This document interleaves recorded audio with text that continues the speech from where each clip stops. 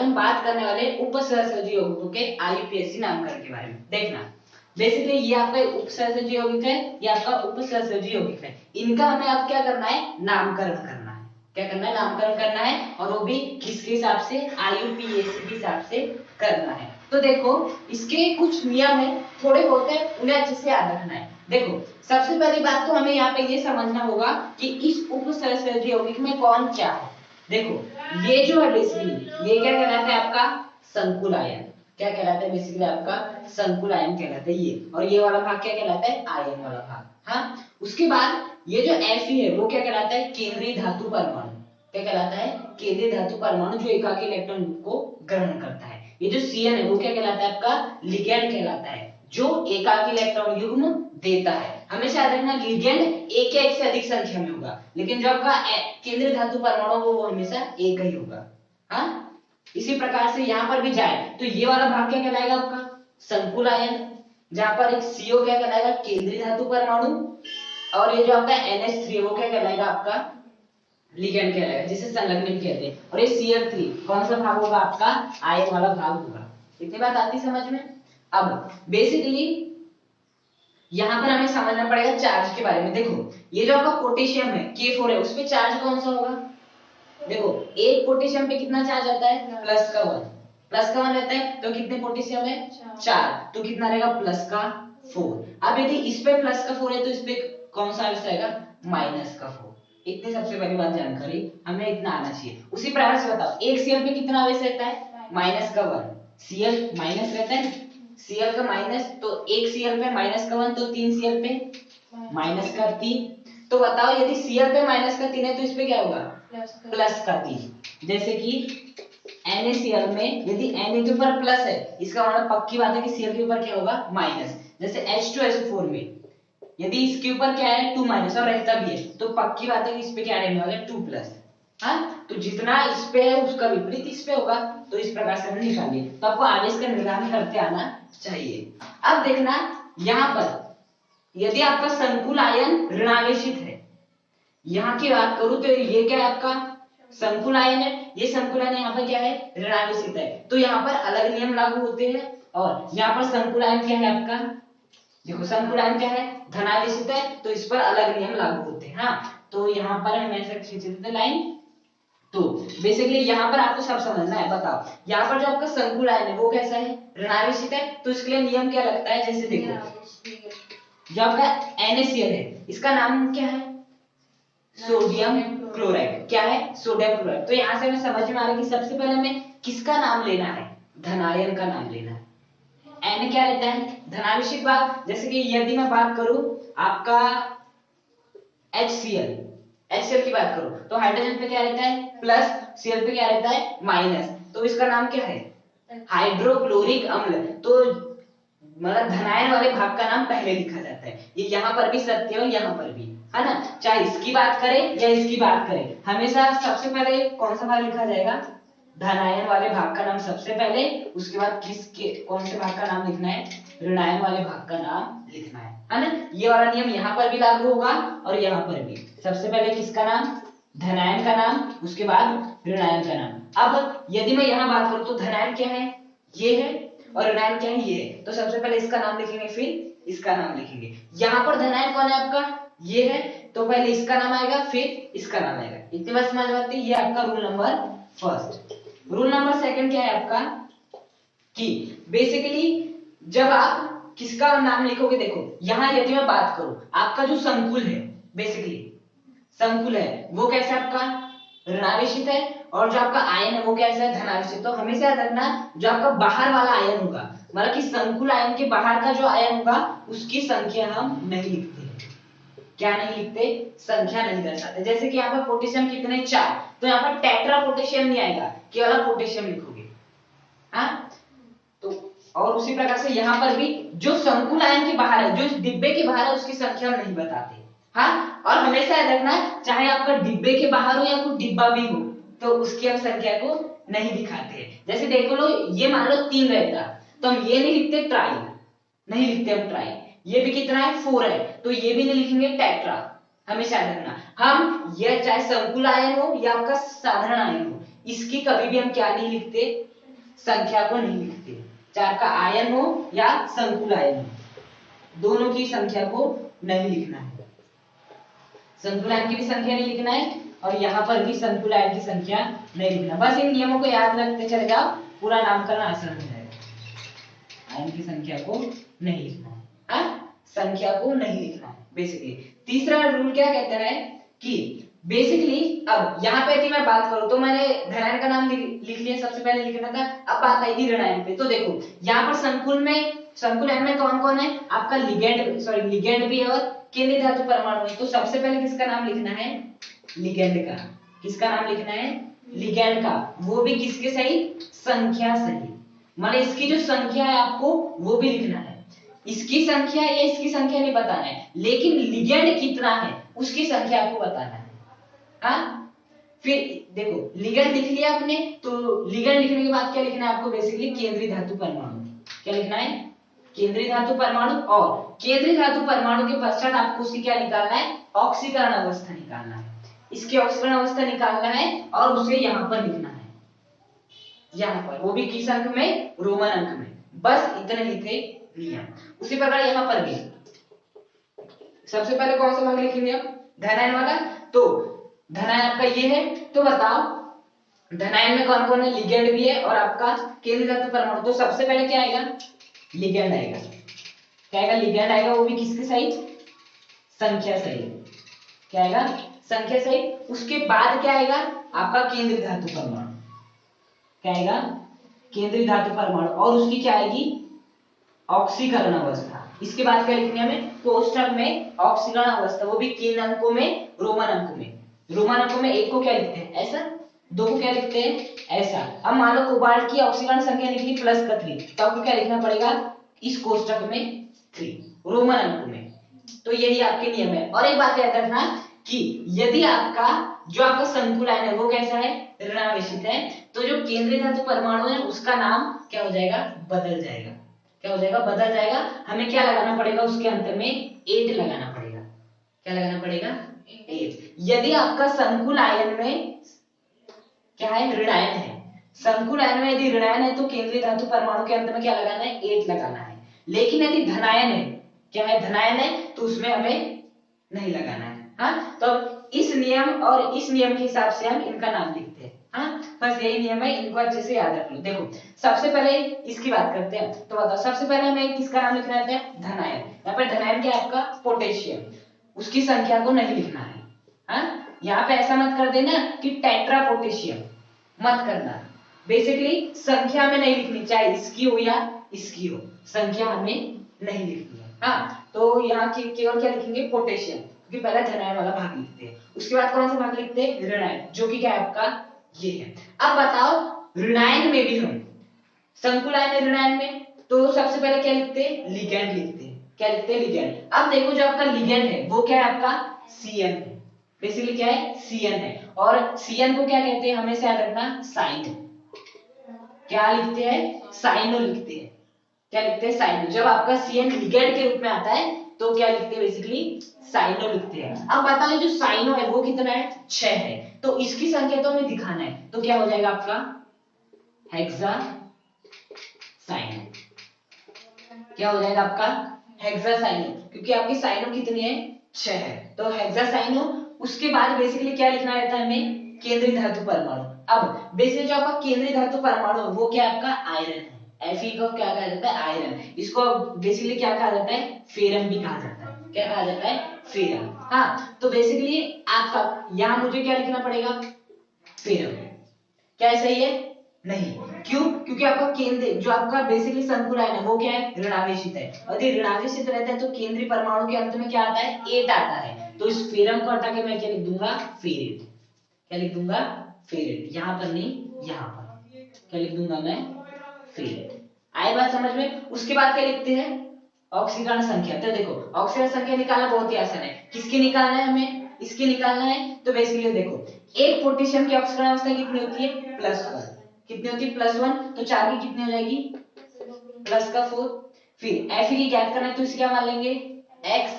फिर उसके बाद एक CN पे कितना आवेश रहता है, -1। एक CN के ऊपर कितना रहता है, -1 तो 6 पे कितना होगा -6 बराबर क्या इसके ऊपर कोई आवेश है, देखो +4 -4 कैंसिल कर देंगे तो इसके ऊपर कितना हो 0। अब यहां से सॉल्व करके निकाल लो x -6 + 4 -2 -6 6 में से 4 गए 2 बड़ी संख्या का चिन्ह बराबर 0 तो x का मान कितना आ गया +2 -2 को इधर ले जाएंगे तो +2 तो बताओ यहाँ पर आयरन की ऑक्सीजन अवस्था कितनी निकल गई +2 तो यहाँ पर हमें क्या लिख देना है 2 तो ये हो जाएगा इसका ऑक्सीजन, ये हो जाएगा इसका आईयूपीएसी नामकरण। सबसे पहले देखना है आपका यौगिक कौन धनायन है कौन ऋणायन है, उसके बाद सबसे पहले धनायन का नाम संख्या नहीं लिखनी है, संख्या नहीं लिखनी है, उसके बाद किसको लिखना है आपको लिगैंड को लिखना है, वो भी संख्या सहित। लिगैंड आपका साइनो था, संख्या 6 थी तो हेक्सासाइनो। उसके बाद क्या लिखना है केंद्रीय धातु परमाणु, क्या लिखना रहता है केंद्रीय धातु परमाणु।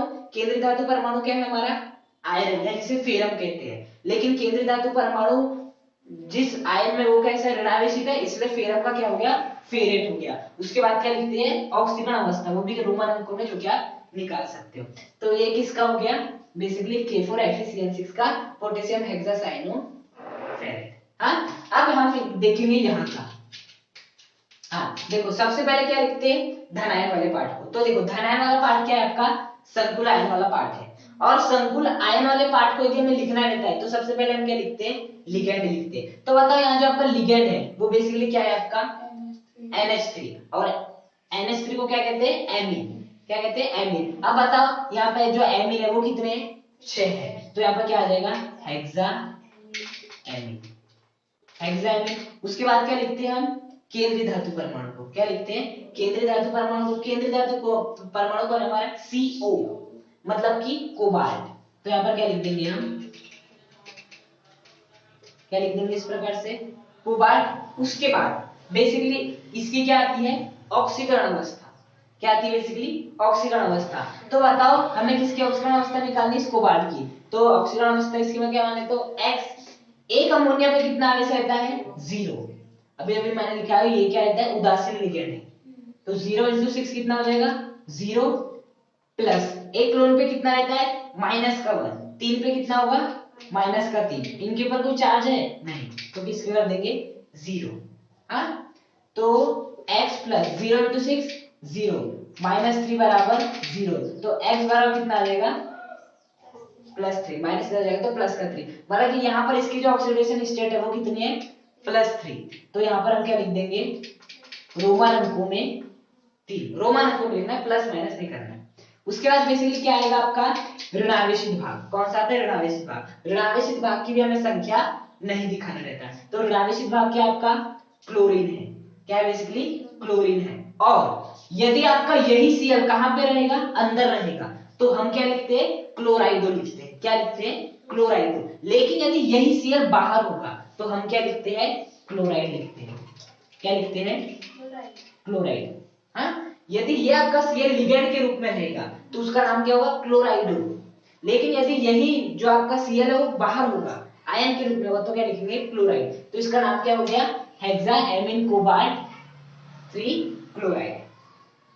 थर्ड एग्जांपल आपका CONH3 5Cl Cl2। देखो सबसे पहले तो हमें देखना है कि कौन धनायन है कौन ऋणायन है। तो देखो एक क्लोरीन पे कितना चार्ज रहता है -1, तो दो क्लोरीन है तो इस पे कितने का चार्ज रहेगा -2 रहेगा -2। अब यदि इस पर -2 है तो इस पे क्या होगा +2, बात खत्म। उसके बाद यहाँ पर देखते हैं, बताओ एक पोटेशियम पे कितना चार्ज रहता है +1, एक पोटेशियम पे +1 रहता है तो 3 पे कितना रहेगा +3 प्लस। अब यदि इस पे 3 प्लस है तो इस पे कितना होगा 3 माइनस, कितना होगा 3 माइनस। बेसिकली -3 नहीं कहा जाता 3 माइनस लिखते हैं। हाँ तो ये हो जाएगा 3 प्लस, ये हो जाएगा आपका 3 माइनस। अब यदि आपका संकुलन कैसा है धनावेशित भाग है, हाँ तो सबसे पहले उसका नाम आएगा फिर ऋणावेशित भाग का नाम आता है। मैंने बोला था सबसे पहले धनायन फिर ऋणायन, सबसे पहले धनायन फिर ऋणायन, इस बात को हमेशा रखना है। तो देखो सबसे पहले आपका क्या है धनायन वाला भाग मतलब संकुल वाला भाग, तो इसमें सबसे पहले हम क्या लिखते हैं लिगैंड लिखते हैं NH3। अब यहाँ पर लिगैंड दो प्रकार के हैं, लिगैंड दो प्रकार के, एक आपका क्या है NH3 है और एक पर क्या है आपका क्लोरीन है ना। तो अब पहले किसे लिखने, हमें ये तो मालूम है कि धनायन वाला भाग है, संकुल आयन वाला भाग है, तो इसमें सबसे पहले लिगैंड को लिखेंगे, लेकिन यहाँ लिगैंड में कितने हैं, 2 है, तो अब पहले किसे लिखेंगे, तो हमेशा याद रखना, देखो एमिन को बेसिकली कैसे लिखते हैं, एम, एमिन, हाँ, और जो आपका क्लोरीन है वो लिखा जाता है ऐसा, क्लोरो, ऐसे लिखते हैं, क्लोरो लिखते हैं ऐसे। तो बताओ पहले ए आता है या पहले सी आता है, और इस बात है ए आता है, तो सबसे पहले हम किसे लिखेंगे, NH3 को। हाँ, तो आपके NH3 कितने, 5 है, 5 NH3 मतलब पेंटा, क्या, पेंटा, कितने अमोनिया है, 5, तो अमोनिया के लिए बेसिकली क्या आता है, एमीन आता है, क्या आता है, एमीन, तो क्या हो जाएगा, पेंटा एमीन, क्या लिख देंगे, पेंटा एमीन, पेंटा एमीन। हाँ, उसके बाद क्या है, क्लोरीन है, तो बेसिकली क्लोरीन किसके रूप में आया है, लिगैंड के रूप में आया है, और लिगैंड के रूप में आता है तो क्या लिखते हैं, क्लोराइडो। अब बेसिकली कितना है, 1 है, लेकिन मोनो नहीं लिखेंगे, यदि एक ही हो तो उसकी संख्या को दिखाना नहीं रहता है, जैसे 2 रहता तो डाइक्लोरो लिखते, 3 रहता तो ट्राइक्लोराइडो लिखते, लेकिन अभी एक ही है तो मोनोक्लोराइडो लिखने की जरूरत नहीं है, केवल यहाँ पे क्या लिखेंगे, क्लोराइडो। तो सबसे पहले हमें धनायन वाले भाग को लिखना था, धनायन में भी आपको सबसे पहले लिगैंड को लिखना था, लिगैंड में भी जो अल्फाबेटिक क्रम में पहले आया उसे लिखना था, तो पहले हमने अमोनिया को लिखे पेंटाएमीन, उसके बाद हमने Cl को लिखे क्लोराइडो, संख्या में दिखाना है, उसके बाद क्या लिखते हैं, केंद्रीय धातु परमाणु। अब आपका केंद्रीय धातु परमाणु क्या है, कोबाल्ट है, क्या है बेसिकली, कोबाल्ट, केंद्रीय धातु परमाणु क्या है हमारा, कोबाल्ट है। अब क्या ये कोबाल्ट सही है, ये कोबाल्ट लिखना चाहिए मुझे, यहाँ पर Cl2 रहता तो यहाँ पर क्या आ जाता आपका डाइक्लोराइडो, क्या आ जाता है, डाइक्लोराइडो। आप डाइक्लोराइडो को डाइक्लोरो भी लिख सकते हो, क्लोरो भी लिख सकते हो, गलत नहीं होगा। हाँ, बुक में क्लोराइडो भी दिया है, क्लोरो भी दिया है, लेकिन यहाँ पर एक ही था तो एक के लिए मोनो आता है, लेकिन मोनो शब्द को नहीं लिखते क्योंकि समझ आ जाता है कि वो एक ही होगा, तो इसका नाम क्या होगा, पेंटा एमीन क्लोराइडो कोबाल्ट 3 क्लोराइड, इसका नाम। अब देखो इसका नाम लिखते सबसे पहले कौन से वाले का नाम लिखते हैं, धनायन, धनायन क्या आपका, पोटेशियम, कैसी संख्या लिखेंगे, नहीं, पोटेशियम की संख्या नहीं लिखते, पोटेशियम क्या किसी की भी नहीं लिखते संख्या, केवल लिगैंड की लिखते। अब उसके बाद आता है आपका कौन सा वाला भाग, ऋणायन वाला भाग। अब बताओ ऋणायन में सबसे पहले किसकी संख्या लिखते हैं, मतलब कि लिगैंड को लिखते हैं। अब आपका लिगैंड क्या है, बेसिकली यहाँ पर 3 लिगैंड है, ये भी है, ये भी है, ये भी है। अब पहचानेंगे कैसे कि ये केंद्रीय धातु परमाणु, देखो ये भी तो एक है, ये भी एक है, कैसे पहचाने, तो हमेशा याद रखना जो आपका Cr होगा ना, आपको हमेशा या तो क्रोमीन मिलेगा या तो कोबाल्ट मिलेगा या निकिल मिलेगा, लेकिन मतलब कि आपको यहाँ पर धातुएं मिलने वाली है, हमेशा धातुएं मिलेगी, जैसे कि, और हमेशा रखना ये या तो डी ब्लॉक के तत्व होंगे या एफ ब्लॉक के तत्व होंगे, यहाँ पर जो केंद्रीय धातु परमाणु होगी ना वह तो डी ब्लॉक के तत्व होंगे या एफ ब्लॉक के तत्व, और ऐसे भी पहचान जाओगे जो पहले लिखा रहता है बेसिकली वही होता है। हाँ, तो केंद्रीय धातु परमाणु क्या है, क्रोमीन, और बाकी क्या है, लिगैंड, तो इन लिगैंड को हमें लिखना है। तो देखो सबसे पहले, अब पहले किसे लिखेंगे, इसके लिए अल्फाबेटिक क्रम देना पड़ेगा, तो देखो एसो4 को क्या कहते हैं, सल्फेटो, मतलब कि एस से स्टार्ट होता है, उसके बाद इसे क्या लिखते हैं, ब्रोमाइडो, जो किससे स्टार्ट होता है, बी से, इसे क्या कहते हैं basically, ethylene diamine, ethylene diamine, E किससे होता है, एथिलीन डाइएमीन, ई से स्टार्ट होता है। हाँ, बेसिकली ये होता है आपका एथिलीन डाइएमीन, ये होता है बेसिकली, इंग्लिश में जब लिखते हैं तो कैसे स्टार्ट हो रहा है, ई से, हमेशा याद रखना, मुझे भी पहली बार कंफ्यूजन हुआ था, मैंने भी यही बोला था, तो बेसिकली ये क्या है, स्मॉल ई है। तो देखो सबसे पहले एस आता है, बी आता है या ई आता है, और बेसिकली आता है बी आता है। हाँ, तो यहाँ पर हम क्या लिखेंगे, सबसे पहले ब्रोमाइडो, ब्रोमाइडो कितना है, 2 है, तो कितना आएगा, डाई ब्रोमाइडो। उसके बाद देखो ई आता है या एस आता है, ई आता है, तो बेसिकली यहाँ पे क्या आएगा, आपका पूरा नाम लिखना है, ई नहीं लिखना है यहाँ पर आपको, एथिलीन डाइएमीन, क्या लिखना है, एथिलीन डाइएमीन, और हमेशा याद रखना इसे आपको कहाँ पे लिखना है, इस प्रकार से पहले एक कोष्टक बनाना है, हमेशा याद रखना एथिलीन डाइएमीन। बेसिकली जो ऐसे शॉर्ट फॉर्म में लिखे होते हैं ना उनके लिए कोष्टक बनाया जाता है, क्योंकि उनके नाम बड़े होते हैं, जैसे कि आपने और एक पढ़े होंगे EDTA, बेसिकली जब आप इसका एग्जांपल देखेंगे तो इसका नाम भी बहुत बड़ा है, तो उसके लिए हम किसका उपयोग करेंगे, ऐसे कोष्टक का उपयोग करेंगे। हाँ, तो क्या आ गया आपका एथिलीन डाइमीन, ये क्या है था, एक ही था, संख्या को दिखाते नहीं। उसके बाद आपका क्या आएगा एस। एस बेसिकली क्या होता है सल्फेटो, और सल्फेटो कितना होगा 2, तो क्या आएगा डाई सल्फेटो। हो गया, तो ये हो जाएगा इसका नाम, अभी संपूर्ण नहीं हुआ है। फिर क्या होगा आपका केंद्रीय धातु परमाणु। सबसे पहले हमने क्या लिखी है आपका लिगैंड लिखे, लिगैंड को संख्या से लिखे। अब क्या लिखेंगे सीआर। अब बताओ जो आपका सीआर है वो बेसिकली क्या होता है क्रोमियम। क्या होता है क्रोमियम, लेकिन यहाँ पर हम क्रोमियम नहीं लिखेंगे क्योंकि आपका संकुल आयन क्या है ऋणावेशित है, तो यहाँ पर हम क्या लिखेंगे क्रोमेट। क्या लिखेंगे क्रोमेट। क्या लिखेंगे क्रोमेट लिखेंगे, क्योंकि आपका जो संकुल है वो कैसा है ऋणावेशित है, यहाँ पे धनावेशित है, इसलिए नाम जैसा का वैसा। यहाँ पर ऋणावेशित है तो 8 क्या जोड़ते हैं 8 जोड़ते हैं, तो क्रोमेट हो गया। अब इसके बाद सबसे अंतिम चीज ऑक्सीकरण अवस्था। बच्चे वही भूल जाते हैं, जैसे मैं अभी भूल गया था क्रोमेट को लिखना ऑक्सीकरण अवस्था को लिखना, लेकिन फिर याद है कि ये भी बचा है और आपके ऑक्सीकरण अवस्था बची है, तो इस बात का ध्यान रखना हमेशा। हाँ, उसके बाद क्या लिखते हैं ऑक्सीकरण संख्या। पोटेशियम का प्लस का 3, क्रोमियम की निकालना है तो उसे क्या मान लेंगे x प्लस एक एसओ ग्रुप पे कितना चार्ज रहता है माइनस का 2, कितना रहता है माइनस का 2, तो 4 पे कितना होगा माइनस का 4, कितना होगा माइनस का 4। उसके बाद एक बीआर पे कितना होता है माइनस का 1, तो 2 पे कितना होगा माइनस का 2। जो आपका ईएन है वो कैसे उदासीन है, तो इस पर चार्ज कितना रहेगा 0, बराबर क्या कर देंगे 0 के, क्योंकि 3 माइनस इस 3 प्लस को कैंसिल कर देगा। हाँ, तो देखो सॉल्व कर लेते हैं।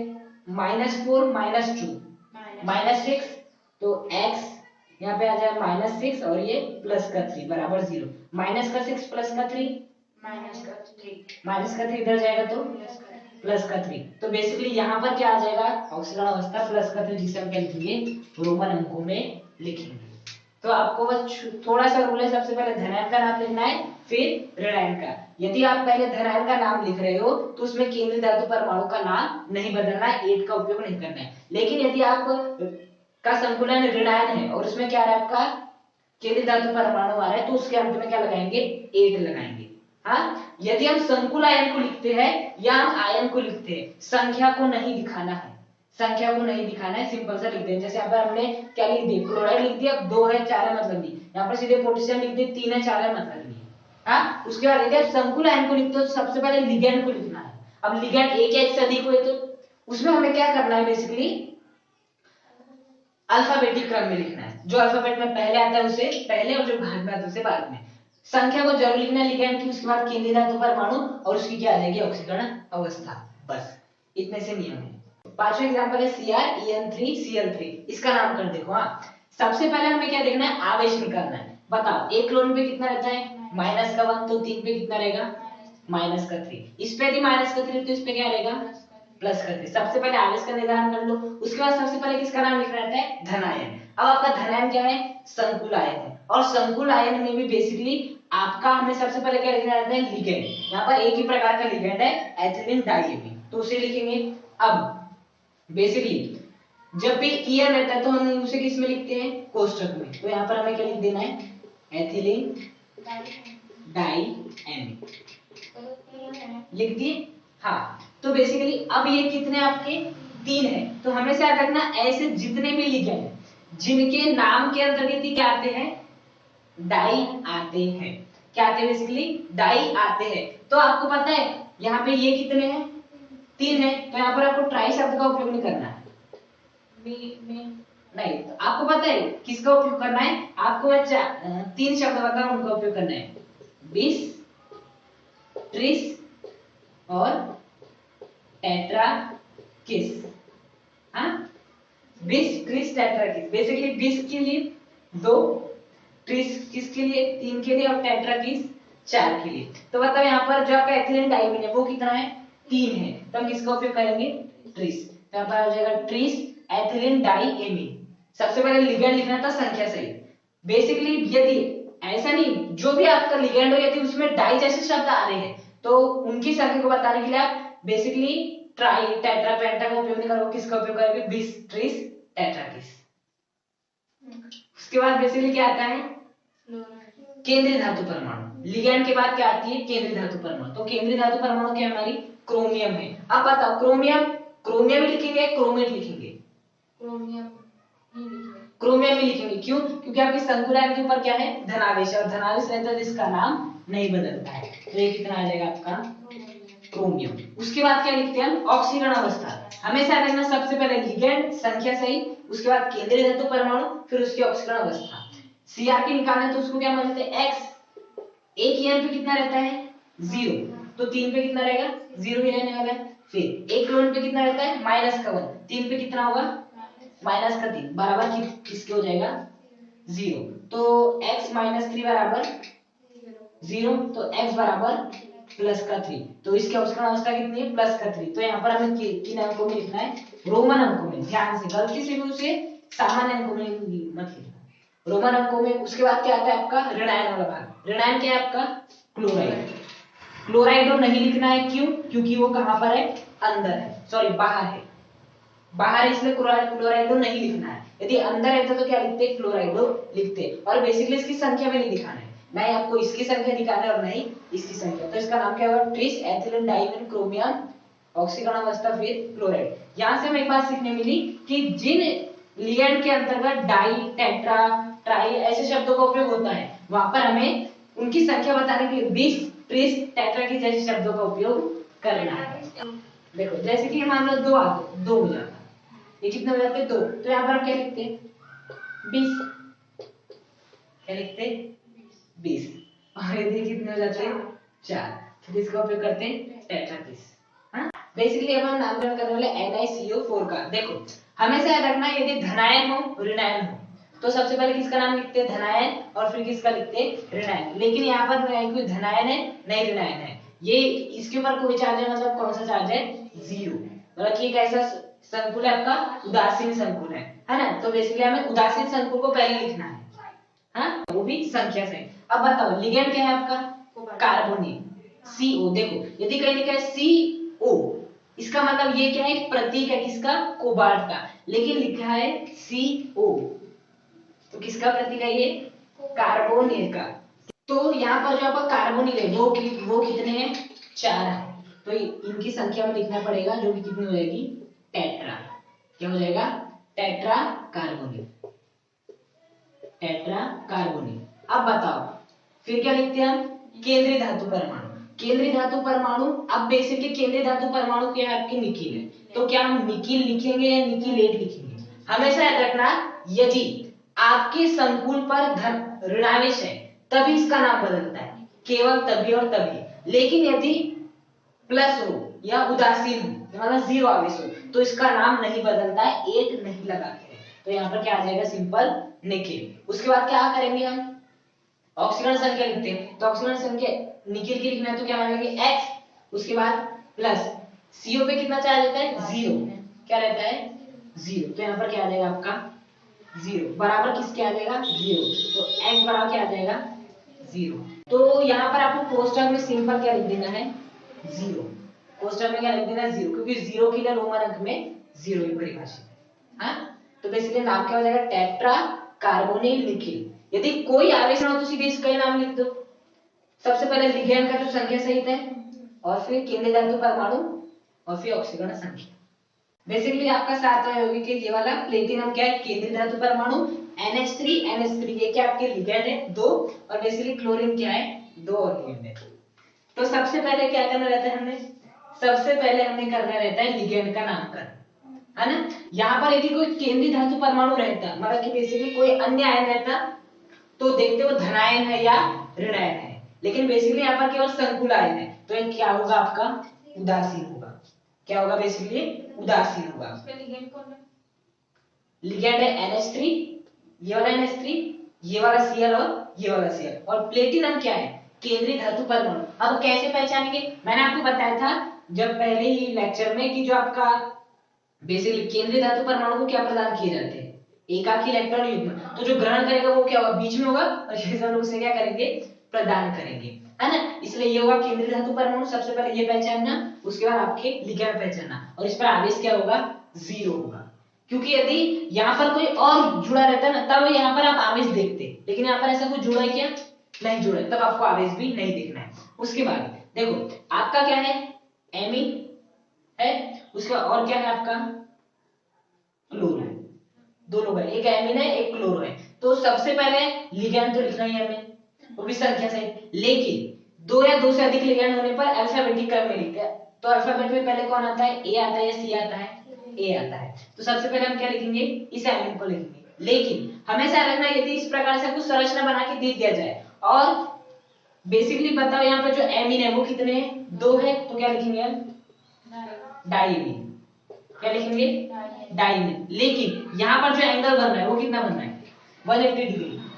देखो ना, सीधा यदि रेखा होती तो सीधी रेखा का कोण कितना होता है, 180। तो अब कितना डिग्री का कोण बना है, 180। तो आपको वो पहला शब्द है आपका ट्रांस, क्या है, ट्रांस। तो क्लोरीन यहाँ कितने हैं, दो है, तो यहाँ पर क्या आ जाएगा, डाई क्लोरो या क्लोराइडो, क्लोरो या क्लोराइडो सही है। हाँ बताओ यहाँ पर भी एंगल कितना बन रहा है, 180 डिग्री। तो यहाँ पर भी क्या आ जाएगा आपका ट्रांस। फिर इसके बाद क्या लिखते हैं, केंद्रीय धातु परमाणु, लिगैंड लिखे हुए, संख्या सहित लिखे हुए। अब क्या लिखते हैं, केंद्रीय धातु परमाणु, जो कि क्या है आपका प्लेटिनम, क्या है बेसिकली प्लेटिनम। तो यहाँ पर प्लेटिनम, यदि ये क्या रहता है, ऋणावेशित रहता तो क्या हो जाता, प्लेटिनेट। लेकिन आपका क्या है, उदासीन है तो नाम नहीं चेंज होगा। उसके बाद क्या रहती है इसकी ऑक्सीकरण अवस्था, क्या निकालते हैं, ऑक्सीकरण अवस्था, ऑक्सीकरण संख्या। तो इसकी क्या मान लेते हैं, x, उसके बाद इसकी भी जीरो, इसकी भी जीरो, तो 0 + 0। उसके बाद एक क्लोरीन की -1, इसकी भी, और इन सब के ऊपर चार्ज कितना है, 0। तो x बराबर कितना हो जाएगा, +2, x - 2 = 0। तो x बराबर +2। तो यहाँ पर इसकी ऑक्सीकरण अवस्था क्या निकल गई, +2। तो इसका नाम क्या हो जाएगा, दो लिख देंगे तो basically trans diamine, trans dichloro platinum और उसकी ऑक्सीकरण संख्या। और एक बात का ध्यान रखना है यहाँ पर, ये जो ट्रांस शब्द है ना उसको एक ही बार लिखना है। देखो ये भी ट्रांस, ये भी ट्रांस है, इसीलिए यदि आप एक बार लिखोगे तो, और साथ ही साथ बीच में ना एक वो लगा देना आपका डैश जैसा। और एक बात का हमेशा याद रखना, ये जो शब्द है ना वो हमेशा एक साथ लिखे जाते हैं, दूर दूर नहीं लिखे जाते। हालांकि मैंने लिखा हूँ लेकिन दूर दूर मत लिखना। देखो ये है 8वां एग्जांपल, प्लेटिनम बीच में है और बेसिकली जो NH3 वो यहाँ पर है और क्लोरीन यहाँ पर। इस प्रकार से अब ये क्या है, केंद्रीय धातु परमाणु, और ये क्या है आपके लिगेंड है। केंद्रीय धातु परमाणु क्यों, क्योंकि ये एकाकी इलेक्ट्रॉन युग्म को ग्रहण कर रहा है। सबसे पहली बात, इस यहाँ पर कोई और अन्य नहीं, और इसके ऊपर आवेश क्या है, 0 है आवेश। अब सबसे पहले हम क्या लिखते हैं, लिगेंड को लिखते हैं, वो भी संख्या सहित। तो यहाँ पर आपके दो लिगेंड है, एक है आपका एमीन, एक है आपका क्लोरो, है एमीन और क्लोरो। तो सबसे पहले ए आता है, सी आता है, और इस बार ए आता है, तो सबसे पहले ये लिखेंगे। एमीन कितने हैं, 2। तो यहाँ पर क्या आएगा आपका डाइएमीन आएगा। उसके बाद देखना क्लोरीन में कितने हैं, 2 है, तो यहाँ पर क्या आ जाएगा, डाइक्लोरो आ जाएगा। लेकिन यहाँ पर देखना जो आपका ये वाला NH3 ये वाला NH3 के बीच जो कोण बना है वो कितने बन रहा है, 90 डिग्री का। यहाँ पर भी देखना जो कोण बना है वो कितना बन रहा है, 90 डिग्री का। देखना ये ऐसा है और आपका ये ऐसा है, कोण कितना बन रहा है, 90 डिग्री का। तो जब भी आपका 90 डिग्री का कोण बनता है तो आपको किस शब्द को काम में लाना है, सिस। किसे काम में लाना है, सिस। जब आपका एंगल कितना बने, 90 डिग्री का, दो लिगेंड के बीच में, तो सिस। जबकि यदि क्या बने, 180 डिग्री का बने तो ट्रांस। तो सिस डाइएमीन, सिस डाइक्लोरो, या एक साथ लिख दो, सिस डाइएमीन डाइक्लोरो। फिर क्या आपका प्लेटिनम, और इसके ऑक्सीकरण अवस्था कितनी निकलेगी, 2 ही निकलने वाली। तो इसका नामकरण क्या हो जाएगा, नाम क्या हो जाएगा, सिस डाइएमीन डाइक्लोरो प्लेटिनम ऑक्सीकरण अवस्था।